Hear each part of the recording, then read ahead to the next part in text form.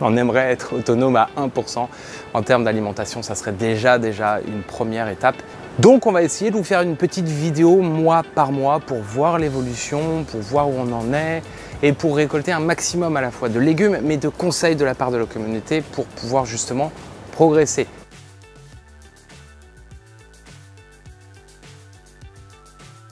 Bonjour la famille, ravi de vous retrouver pour cette nouvelle vidéo. Nouvelle année, nouveau chapitre jardinage. On va se lancer effectivement dans cette aventure. Parallèlement, avoir des poules, des moutons. Cette première année dans le jardinage avec cette serre, on va essayer ici au cœur de la Bretagne d'avoir des tomates, quelques kilos de tomates.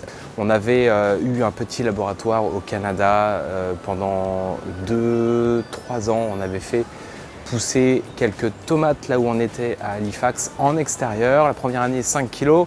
Deuxième année on avait récolté donc du coup les graines des tomates les plus performantes de la première année et on avait réussi à avoir 13 kg, pas mal de tomates vertes sur la fin parce que le mûrissement n'était pas évident là où on était. On a quelques bases de jardinage, jamais en serre. On va essayer cette année donc de faire des cultures en lasagne avec donc différentes couches donc de feuilles mortes, bois mort. On va pas s'éparpiller, on va vraiment commencer simple. La première année, 2-3 cultures différentes, peut-être des patates à l'extérieur.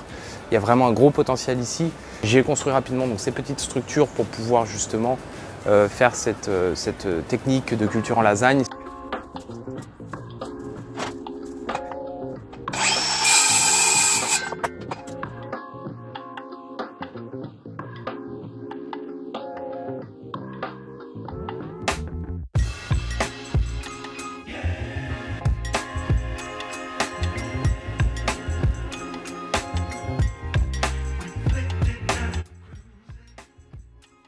Voilà, donc les deux premières jardinières avec ici, je mettrai un renfort ici au milieu parce que c'est un peu trop large. Un petit peu de carton, un petit peu de compost.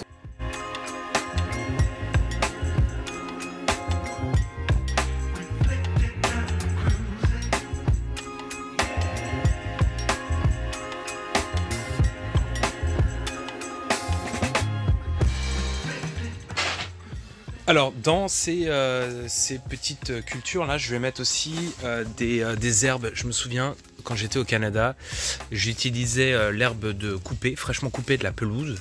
On m'avait dit que ça apportait des nutriments et ça permet en fait d'avoir une bonne combinaison entre, il me semble, les fixateurs d'azote et le carbone, du bois et des cartons, etc. Voilà, dites-moi si c'est une erreur ou si ça va en fait de mettre ça comme ça là, tel quel. J'arrache ces petites herbes et je les mets directement. Je vais la faire comme ça. Là le sol il est royal. Alors on a une taupe, une ou une famille, je sais pas, mais elle nous apporte pas mal de terre fraîche tous les jours. Ouais, je suis assez curieux de voir si on peut pas voir le tunnel, et surtout évidemment je vais récupérer la terre. Je sais pas quelle grosseur ça a, ça. Je découvre, hein. Je prétends pas connaître la taupe de A à Z.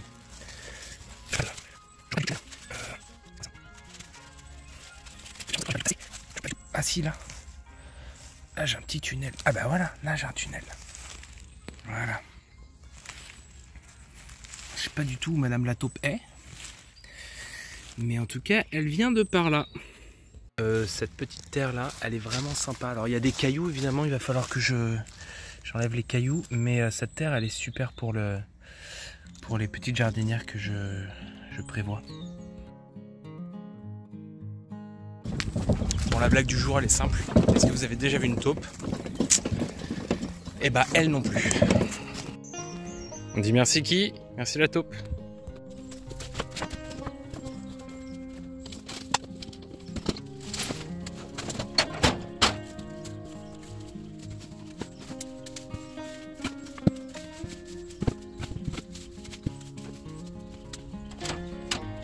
On on a du compost. Le compost, je voulais absolument, on a vécu 1 an à Concarneau après notre retour du Canada et je voulais absolument le conserver. Et, très bien décomposé au bout d'1 an, pour comparer avec le Canada où il y avait vraiment une saison froide ou une espèce de parenthèse compost parce que le compost gelait vraiment, donc ça se décomposait beaucoup moins vite. Là, ici en France, j'ai trouvé que ça se décomposait très très vite. Donc on va pouvoir mettre un peu de compost sur les jardinières. Donc ça, c'est compost qu'on va utiliser cette année au jardin. Et ça, c'est celui qu'on va préparer pour l'année prochaine. Dans celui-là, c'est qu'il y a pas mal de branches type palmier. Ça se décompose vraiment pas. Ou très très lentement. Il y a aussi évidemment les œufs qu'il faut concasser en fait avant de mettre. Mais je crois qu'il y a aussi une histoire de proportion. Il ne faut pas mettre trop d'œufs de toute façon dans le compost. Vous allez me dire ce que vous en pensez. Donc c'est pas génial comme compost au final, mais bon, ça va faire quand même le travail et puis ça va continuer à se décomposer là dans les bacs. Donc au final, j'ai un compost qui est vraiment loin d'être bien décomposé, mais c'est toujours mieux que rien. Je le dis en connaisseur de cause, c'est que au Canada, on avait vraiment un compost qui était vraiment pas terrible. Et au final, ça a marché, on a eu des super rendus. Alors j'imagine qu'effectivement, c'est pas adéquat, c'est pas idéal. Surtout quand on trouve aussi des coquilles. On a aussi trouvé des ossements. Les ossements, les gars, quand on voit qu'on retrouve encore des dinosaures des millions d'années après, on sent que les vers de terre, ils en veulent pas des ossements. Donc je pense qu'il faut arrêter avec eux. On va essayer de le mettre donc dans les petits bacs que j'ai créés. Et puis après, on en rajoutera le terreau. Et franchement, je pense que ça va aller pour la préparation. Dites-moi en commentaire, parce que je suis encore une fois un novice. Dites-moi en commentaire ce que vous en pensez. S'il y avait une couche à mettre avant l'autre, ou s'il y avait vraiment un ordre à respecter. Si le compost, vraiment, vous le mettriez pas comme ça dans cet état-là, surtout avec pas mal de coquilles d'œufs qui sont encore un tout petit peu en état de sidération, j'ai envie de dire. Ce que je peux vous dire, c'est qu'il y a de la vie là-dedans. Mais ouais, non, il y a des choses quand même, il y a des choses ici qui se passent, il y a de la vie. Donc je pense quand même que ça va continuer là pendant quelques semaines avant qu'on plante à se décomposer doucement. J'ai pas trop de crainte par rapport à ça. Du terreau et essayer effectivement d'avoir des tomates. Alors cette année, je parle de tomates, on va essayer plusieurs choses. On aimerait être autonome à 1%.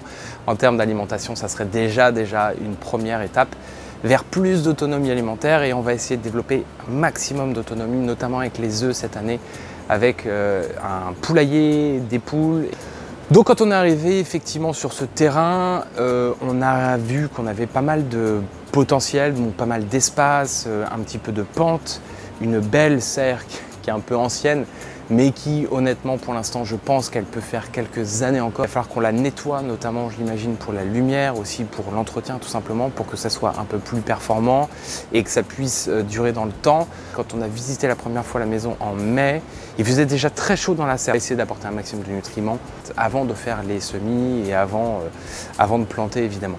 Et bien de progresser chaque année, donc on va y aller étape par étape. Et on vous remercie à l'avance parce que vous êtes de plus en plus nombreux. Tous les commentaires que vous nous laissez sont toujours bienveillants. Donc merci de garder cette bienveillance, d'y aller doucement avec nous. On va essayer de se renseigner au niveau de la théorie, au niveau de la pratique. Moi j'ai mes parents qui font beaucoup de jardinage depuis maintenant une vingtaine d'années, qui ont beaucoup de connaissances à nous apporter. Ils nous ont déjà aidés à nettoyer la serre et on va essayer d'aller le plus loin possible, mais tout en connaissant nos limites. On a des limites de temps, on a des limites de connaissances, surtout la première année, donc on va y aller doucement. Mais un des outils qui sera fondamental pour nous, ça va être vos conseils avisés, semaine en semaine.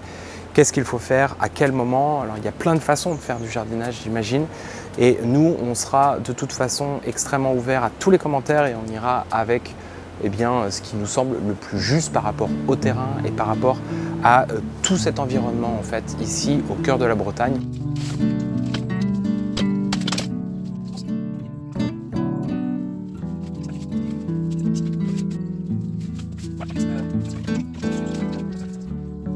Voilà, c'est fini pour aujourd'hui. Merci beaucoup. Vous êtes de plus en plus nombreux à nous suivre. Si vous voulez suivre l'aventure, c'est ici ou là, je ne sais plus. On a hâte aussi de vous présenter l'année 2024 qui va être très chargée. On a surtout envie de développer effectivement le terrain, avoir tous les conseils de votre part, d'accueillir sur notre terrain des poules, des moutons pour la première année et puis aussi construire une petite cabane pour pouvoir accueillir les amis et pouvoir leur partager effectivement la joie qui fait notre quotidien, à savoir ce grand terrain et cet étang au milieu.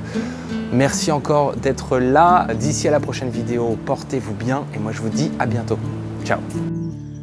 Bon, je me dis qu'il y aura toujours de toute façon des petits animaux qui réussiront à rentrer, mais ça va être quand même mieux bien rentrer, de bien colmater tous les petits trous et voilà, d'être en mesure d'avoir quand même quelque chose de correct à remettre en ordre, j'imagine. Ça peut être l'enlever. Je ne sais pas quel est l'impact de l'arbre sur la serre, ses racines. Il faut imaginer que ces racines, elles sont au moins 2 ou 3 fois plus grandes que lui.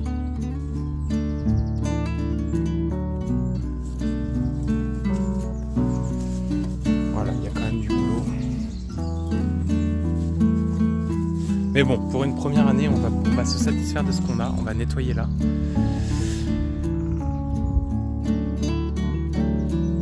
Et on a de l'eau là.